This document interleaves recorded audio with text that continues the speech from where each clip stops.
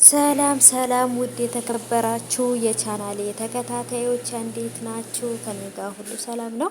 ሰላማችሁ ብዝት ትርፍ ይበልልኝ ባላችሁበት ውድ ቤተሰቦቼ። ለዚህ ቻናል አዲስ ከሆናችሁ ሰብስክራይብ አድርጋችሁ ቤተሰቡ ነው። ነባሮች ዌልካም፣ እንኳን በሰላም መጣችሁ ብያለሁ ውድ ቤተሰቦቼ።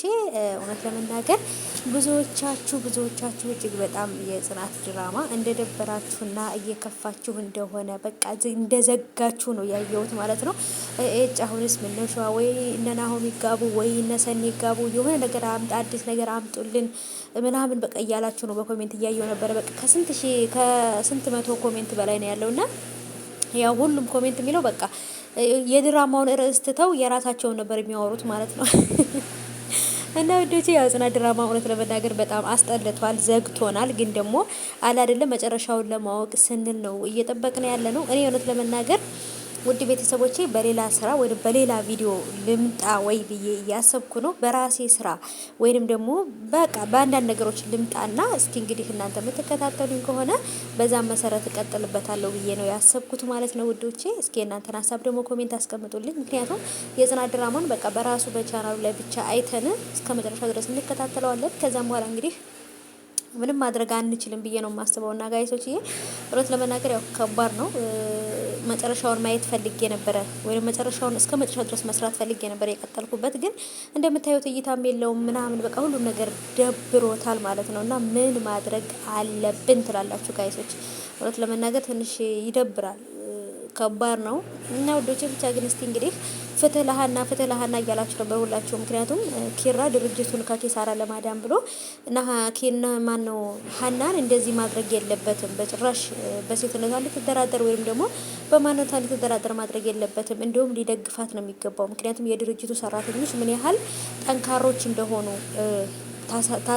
የምታሳወቅ ሴት ናት፣ ወይም ጠንካራ እንደሆኑ ታሳውቃለች። በሷ ምክንያት ሁሉም ሰው ያውቃል እያላችሁ ነው። እና ይሄ ነገር ትክክል ነው። ግን ደግሞ ኪራ ሰውየው ጋራ በፍቅር እንድታወራ ወይም ደግሞ እልህ እንዳታስይዘው ነው የፈለገው። ገባችሁ? በፍቅር አናግሪው፣ በፍቅር ቅረቢው። ከዛም በኋላ ቀስ አድርገን በሲስተም ሰውየውን ምን እንደሚፈልግ ማወቅ እንችላለን ምናምን እያለ ነው። ግን ደግሞ ከባድ ነው እውነት ለመናገር ማለት ነው። ምክንያቱም ሀና ይህን ነገር ማድረግ አትችልም።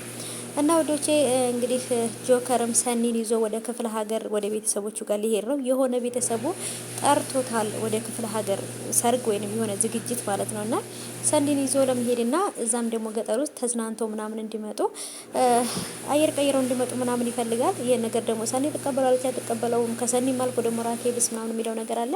እሱ ነገር እንግዲህ በቀጣይ ክፍሎች በደንብ አድርገን አብረን የምናይ ይሆናል። ግን ትንሽ ነገሩ አስጊ አጓጉ ሁኔታ ይደርሷል። እስቲ እንግዲህ መጨረሻውን ያሳምረው እያልን ወደ ገደለው እንገባለን ልጆቼ።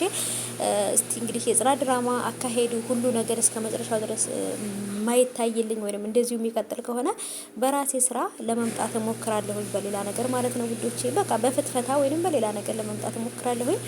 እና ይሄን ይመስላል ሀባይቦቼ። ብቻ ግን የመጨረሻውን የጽናትን ድራማና የአዴን ድራማ መጨረሻውን እስከምናውቅ ድረስ ነበረ እየጠበቅን የነበረው።